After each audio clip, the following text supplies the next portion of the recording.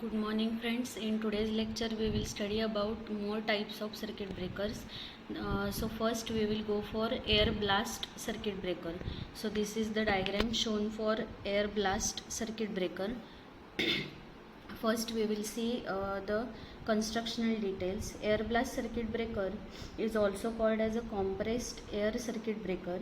High pressure air is forced onto the arc through the nozzle at the instant of contact separation. The ionized medium between the contact is blown away by the blast of air. After the arc extinction, the chamber is filled with high pressure air, which prevents restrike. In some low capacity circuit breakers, the isolator is an integral part of the circuit breaker. So the circuit breaker opens and immediately after that the isolators open to provide additional gap. So this EHV switchyard of today, isolators are generally independently mounted. So this is the basic thing. Now we will go further. So here high pressure air at a pressure of 20 to 30 atmosphere is stored in the air reservoir, and air is taken from the compressed air system. Three hollow insulator columns are mounted on the reservoir with the valves at their base. The double arc extinguishing chamber are mounted on the top of the hollow insulator chamber. The current carrying parts connect the three arc extinction chamber to each in series and the pole to the neighboring equipment. Since three exist a very high voltage between the conductors and the reservoir, so the entire arc extinction chamber assembly is mounted on the insulator, and that will be shown over here in this diagram.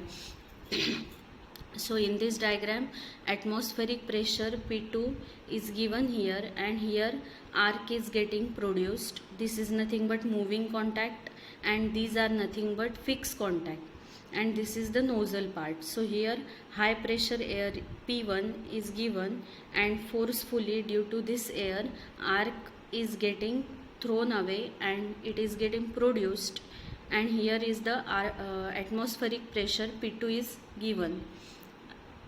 Okay, then the details of arc extinction chamber.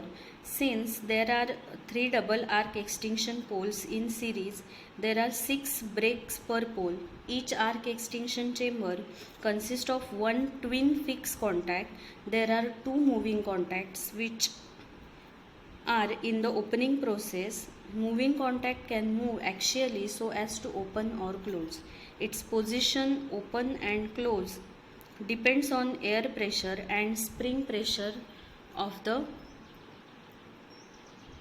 basical operating mechanism operates the rod when it gets pneumatic or electrical signal. Valves open so as to send the high pressure air in the hollow of the insulator, and high pressure air rapidly enters the double arc extinction chamber. As the air enters into the arc extinction chamber, the pressure of moving contacts become more than spring pressure and contacts open. Then contacts travel through a short distance against the spring pressure. At the end of contact, travel the port for the outgoing air and is closed by moving contact, and entire arc extinction chamber is filled with a high pressure. So the air is not allowed to go out. However, during the arcing period, the air goes out through the opening and take away the ionized air of arc. While closing, the valve is turned so as to close connection between hollow of the insulator and the reservoir. So the valve lets the air from the hollow insulator to the atmosphere. As a result, pressure of air in the arc extinction chamber is dropped down, and atmospheric pressure and the moving contacts close over the fixed contact. So air blast circuit breaker were preferred for arc furnace, duty and traction system because they were suitable for repeated duty. Next we will discuss about principle of arc quenching in ABCB. So air blast circuit breaker needs an auxiliary compressed air. system which supplies air to the air receiver of the breaker. For opening operation, air is admitted in the arc extinction chamber. It pushes away the moving contacts. In doing so, the contacts are separated and the air blast takes away the ionized gases along with it and assist arc extinction. Within 1 or 2 cycles, arc is getting extinguished by the air blast and the arc extinction chamber is filled with high pressure air has higher dielectric strength than that of the atmospheric pressure. So small contact gap of few centimeter is enough.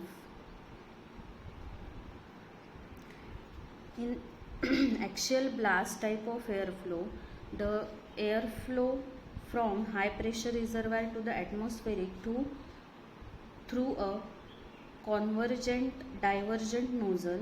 The difference in the pressure and design of nozzle is such that air expands into the low pressure zone. It attains almost supersonic velocity. The mass flow of air through nozzle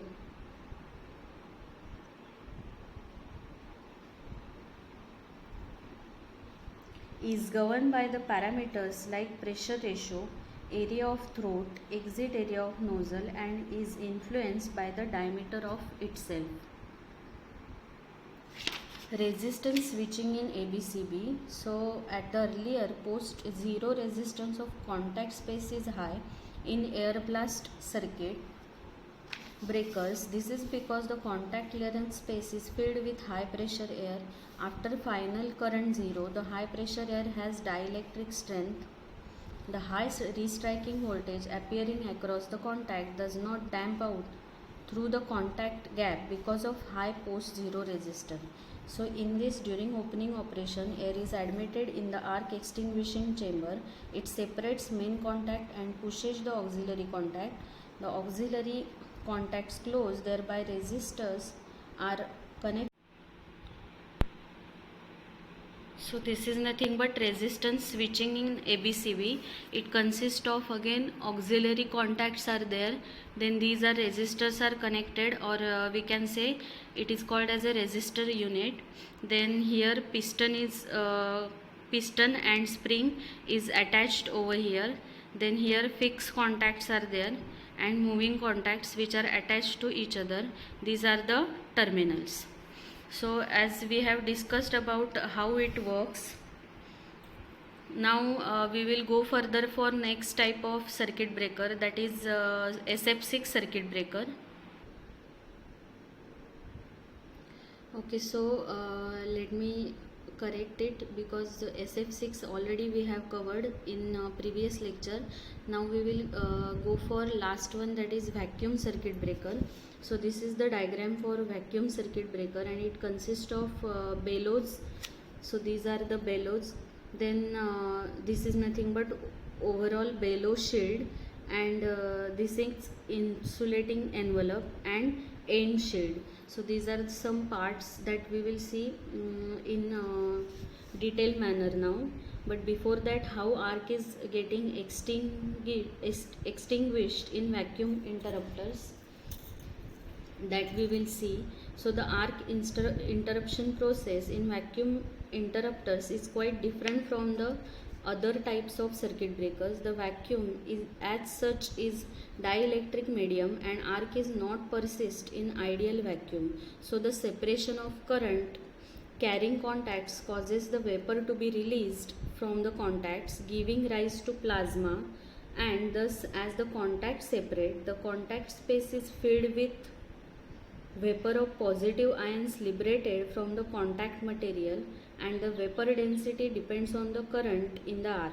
So during the decreasing mode of current wave, the rate of release of the vapor reduces, and after the current zero, the medium regains the dielectric strength provided vapor density around contacts has substantially reduced. So while interrupting the current of the order of few hundred amperes by separating flat contacts under high vacuum, arc is generally has several parallel paths. Each arc path originating and sinking in a hot spot of current Thus, total current is divided into several parallel arcs. The parallel arcs repel each other so that arc tends to spread over the contact surface. Such an arc is called as a diffused arc. So diffusion arc can get interrupted easily. At high value of current of the order of few thousand amperes, the arc gets concentrated on a small region and becomes self-sustained arc. The concentrated arc around a small area causes rapid vaporization of the contact surface. So the transition from diffused arc to be concentrated depends upon the material and shape of the contact, the magnitude of current and the condition of electrodes. So the interruption of the arc is possible when vapor density varies in phase with the current and arc remains in the diffusible condition when the arc does not strike again if the metal vapor is quickly removed from contact zero. So the arc extinction process in vacuum circuit breaker is related to a great extent to the material and shape of the contact. So the technique adopted in considering the metal vapor, the contact geometry is so designed that root of the arc keeps on moving so that temperature at one point of the contact does not reach a very high value. So this is arc extinction process. Now we will discuss about the construction part. So it is having first enclosure. Enclosure is made up of impermeable insulating material like glass. Enclosure must not be porous and should retain high vacuum of the order of 10 raised to minus 10 torr. Second is end flanges. So the two end flanges are made up of non-magnetic metals and supports enclosure fixed contact, vapor condensing shield, bellows and the protective cover.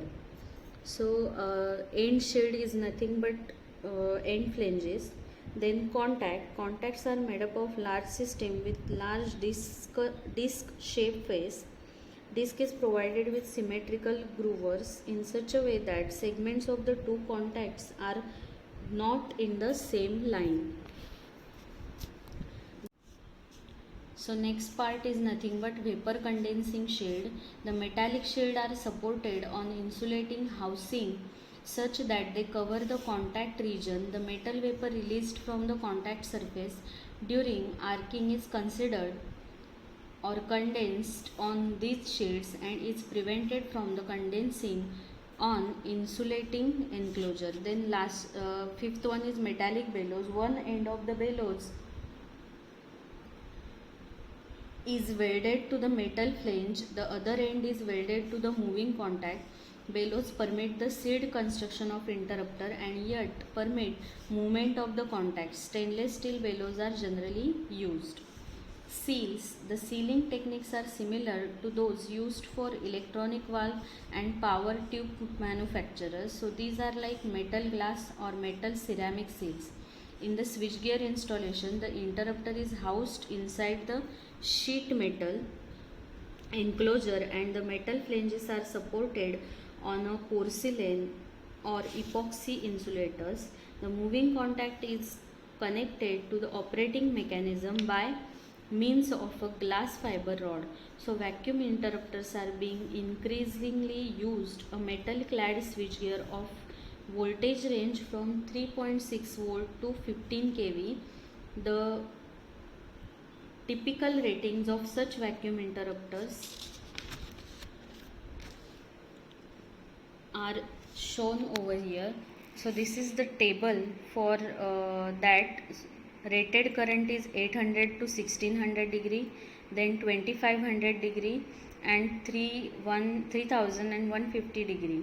So at this at 7.5 kV it is 25 and 50, 12 kV 25 and 40 and 36 kV 25 and 31.5. Now these are nothing but advantages and disadvantages of vacuum circuit breaker. So first we will see advantages. It is free from arc and fire hazards. It has low cost of maintenance and simpler mechanism. Then low arcing time and high contact life. Silent and less vibrational operation due to vacuum contacts remain free from corrosion. No byproducts form. Disadvantages: first, high initial cost due to creation of vacuum. Second, surface of contacts are depleted due to metal vapors. And last one, high cost and size required for the high voltage breakers. Now up to this we have covered all the types of circuit breakers. Now in the second chapter, next part is nothing but HRC fuses or types of fuses and their characteristic, so that we will see in the next lecture. Thank you.